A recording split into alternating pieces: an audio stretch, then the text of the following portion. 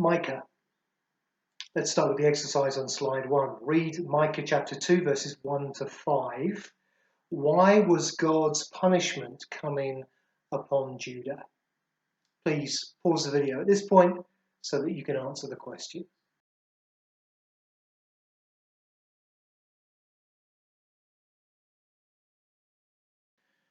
Read Micah chapter 2, verses 1 to 5. Why was God's punishment coming upon Judah? In verse 1, Micah pictures the rich people of Judah lying on their beds in the darkness, hatching up evil plans to steal from the poor. Plans that they would carry out in the morning light. This was daylight robbery. But Micah says, woe to these people. In other words, watch out. You are headed for disaster. Watch out, you people who abuse your powerful positions so that you can selfishly gain more for yourself. They were coveting people's fields and houses, verse 2. They were defrauding people of their homes. They were robbing them of their inheritance. These people were land grabbers who used their power to obtain land and houses, and they didn't mind using fraud to do it. They saw what other people had, and they wanted those things. They wanted them for themselves.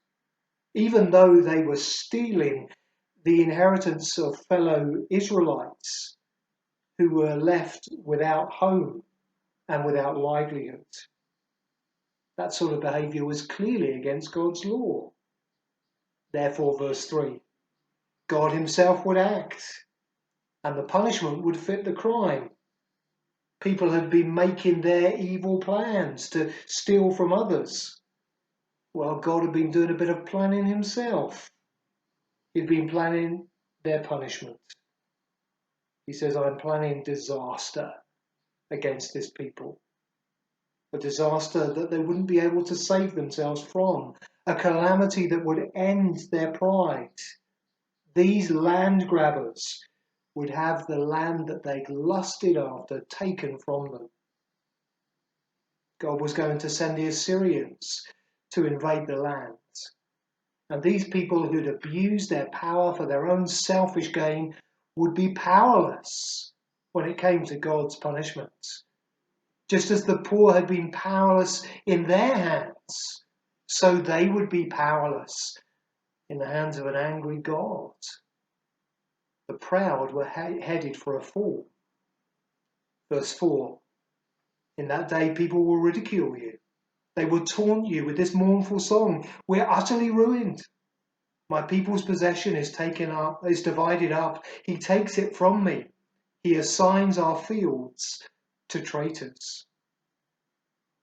When a country is invaded, it's the landowners who have the most to lose.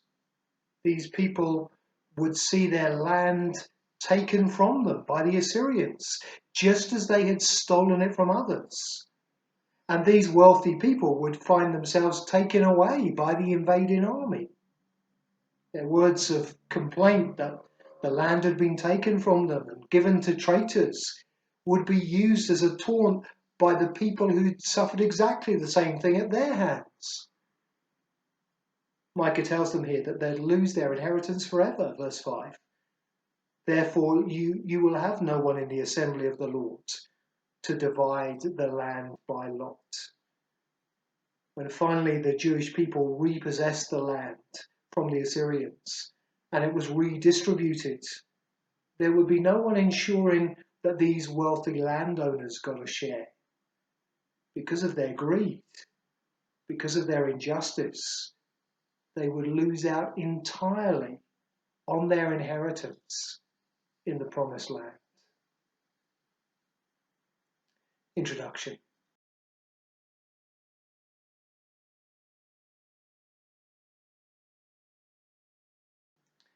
Micah's name is a shortened form of a word meaning who is like Yahweh.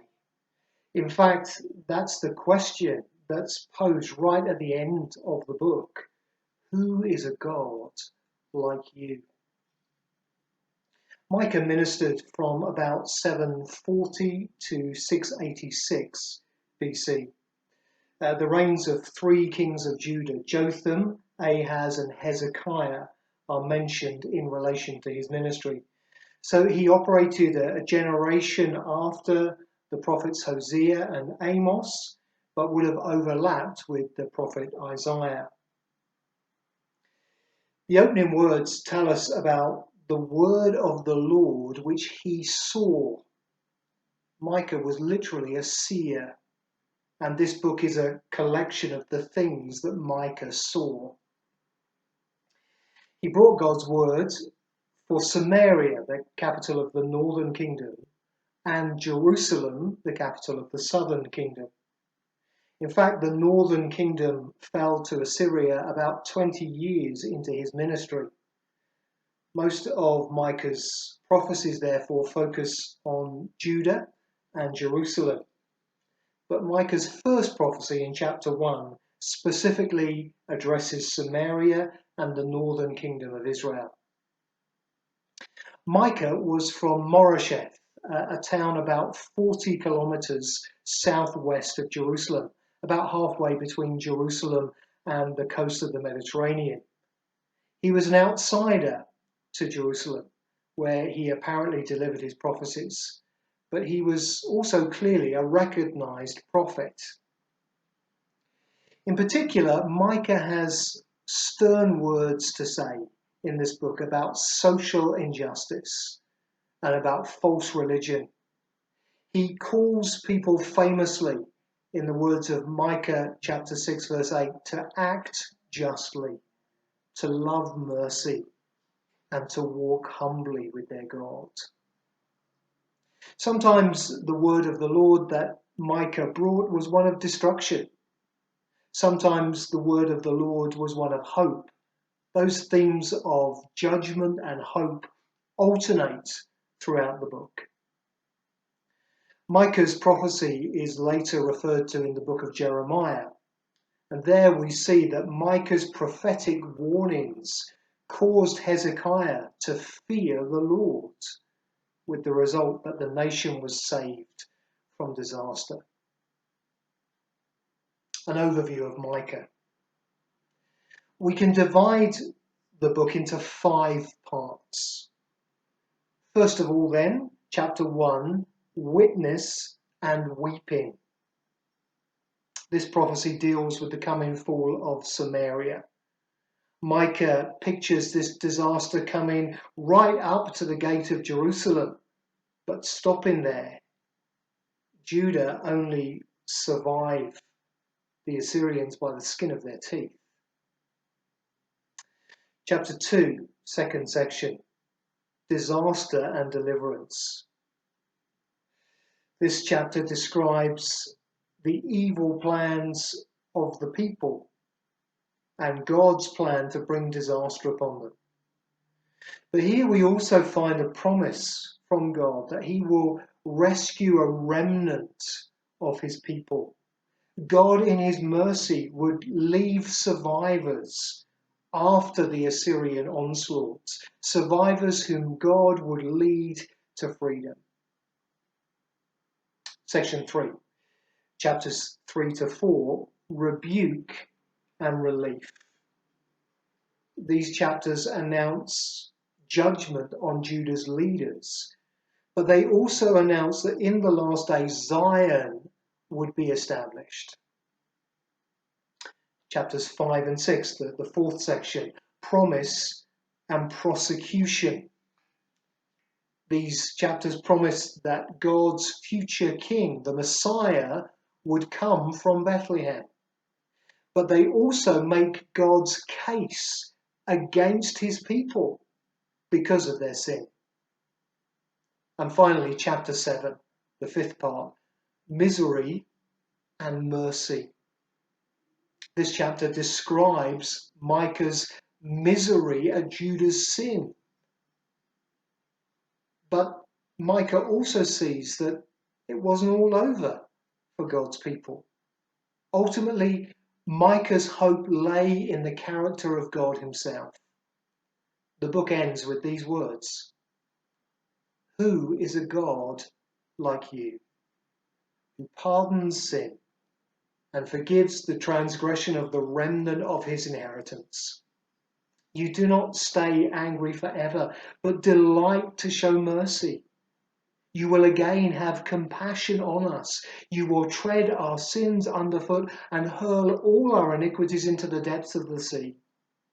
You will be faithful to Jacob and show love to Abraham, as you pledged on oath to our forefathers in days long ago. Finally, let's consider the importance of this book of Micah for Christians.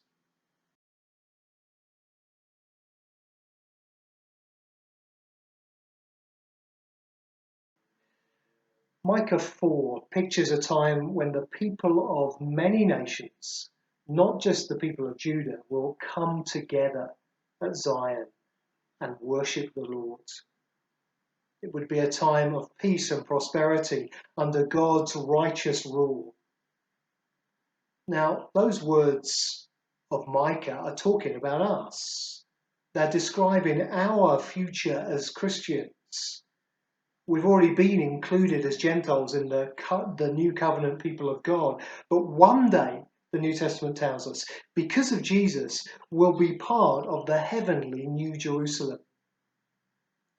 The writer to the Hebrews says this to the Christians he's writing to. You have come to Mount Zion, to the city of the living God, the heavenly Jerusalem. You've come to thousands upon thousands of angels in joyful assembly, to the church of the firstborn, whose names are written in heaven. You've come to God, the judge of all, to the spirits of the righteous made perfect, to Jesus, the mediator of a new covenant, and to the sprinkled blood that speaks a better word than the blood of Abel. The Old Testament prophecy of Micah is a place that we often turn to at Christmas time, because here we have a prophecy that tells us that God's promised king, like David, will come from the little town of Bethlehem. This is what Micah 5:2 says. But you, Bethlehem, Ephrathah, though you are small among the clans of Judah, out of you will come for me one who will be ruler over Israel, whose origins are from of old, from ancient times. Matthew quotes that verse in his gospel when the Magi come to Jerusalem looking for the one who has been born King of the Jews. It's these words of Micah that cause them to be redirected to Bethlehem, which is where they find Jesus. Just a few verses later in Micah 5, having described this shepherd king, Micah says, and he will be our peace. In the New Testament, the Apostle Paul says exactly the same thing about Jesus. In Ephesians 2, that great chapter about reconciliation, Paul doesn't simply say that Jesus makes peace for Christians, although he does say that in Ephesians 2:15. He doesn't just say that Jesus preached a message of peace, although he does say that in Ephesians 2:17. What he actually says in Ephesians 2:14 is that Jesus himself is our peace. In other words, Paul is quoting Micah chapter 5 verse 5 and applying it to Jesus. Jesus quotes Micah chapter 7 verse 6 in Matthew chapter 10. Here Micah tells the people that when the city of Jerusalem is under siege by the Assyrians, in all the chaos, be very careful who you trust. Friends and neighbours, even family members might turn out to be enemies, he says.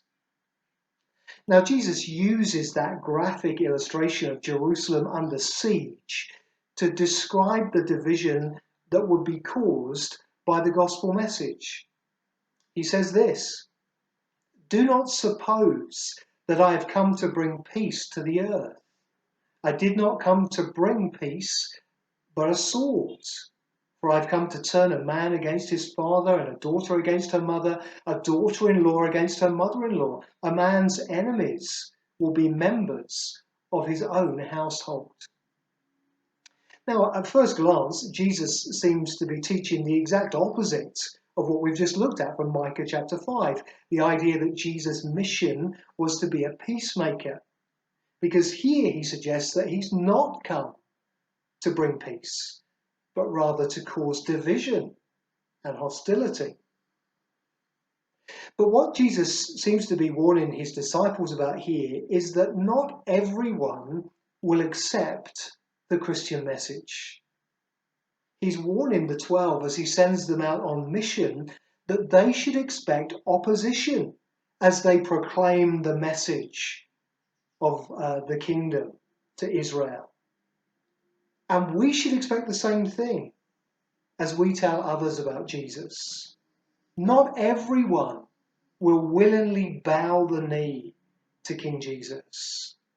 Not everyone will accept Jesus' peace-making work on the cross. There will be many who remain hostile to Jesus and his followers.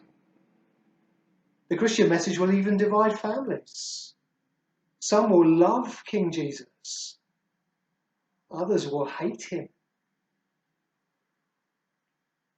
Remember that the book of Micah ends with that question: who is a God like you? Ultimately, hope for the people of Judah lay in the character of God. Micah has announced both punishment and rescue in this book. But he foresees a time when God would have compassion upon them, a time when God would tread their sins underfoot and hurl all of their iniquities into the depths of the sea.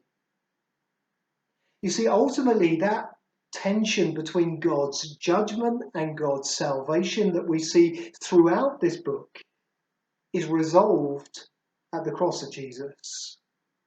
In the death of Jesus, God judged our sin and provided our salvation. You see, our hope as Christians lies in the gracious character of God. Like Micah, we ask, who is a God like you?